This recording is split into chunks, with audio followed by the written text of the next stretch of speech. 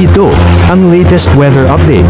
Alamin ang pinakasariwang ulat panahon ngayon dito sa Information TV Educational Channel. Kaninang alas 2 po ng umaga ay naglandfall na nga po itong bagyong Maymay sa bayan ng Magsingal, Ilocos Sur. At huling namataan naman po yung sentro nitong bagyo dito po sa may vicinity ng San Juan, Ilocos Sur at bahagya na nga pong humina.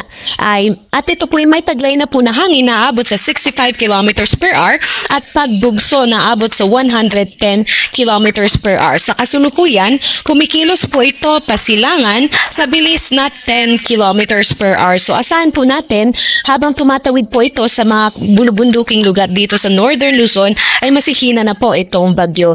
Ngunit asahan pa rin po, meron pa rin po mga malakas na hangin at malalakas na mga pagulan dunot nitong bagyong Maymay dito po sa Northern and sa may Central Luzon.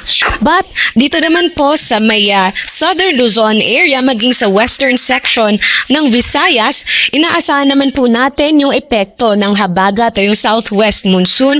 So expect po natin magiging maulan pa rin po dito sa Metro Manila, Calabarzon, maging sa Mimaropa and sa may Antique. So inaasahan po natin yung mga pag-ulan, mga panakanapa at mga kalat-kalat din po na mga pagkulog, pagkidlat ngayong araw. Other parts naman po ng ating bansa, kung mapapansin po natin ay wala po masyadong mga kaulapan. So generally fair weather conditions po tayo ngayong araw.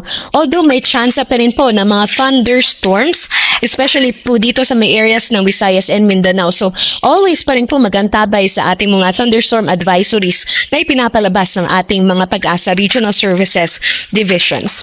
And meron din po tayong binabantayan na isa pang bagyo na nasa labas pa ng ating area of responsibility, itong bagyo or Typhoon Dolphin at malayo po ito sa ating mga kalupaan.